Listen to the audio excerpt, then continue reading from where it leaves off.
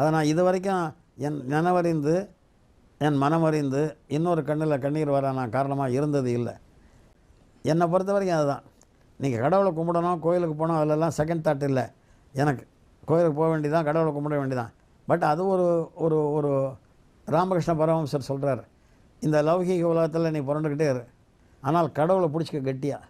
எப்படி வீட்டில் இருக்கிற தூணை பிடிச்சிக்கிட்டு ஒரு பையன் தூணை கெட்டியாக பிடிச்சின்னு சுற்றுவான், இதை விட மாட்டான், விட்டால் விழுந்துருவான்.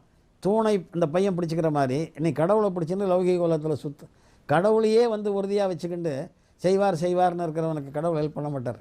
அதனால தான் பெரிய சாய்பாபா மாதிரி இருக்கிற மகான்களெல்லாம், நீ என்னை நோக்கி ஒரு அடி எடுத்து வைத்தால் நான் உன்னை நோக்கி 10 அடி எடுத்து வைக்கிறேங்கிறான்.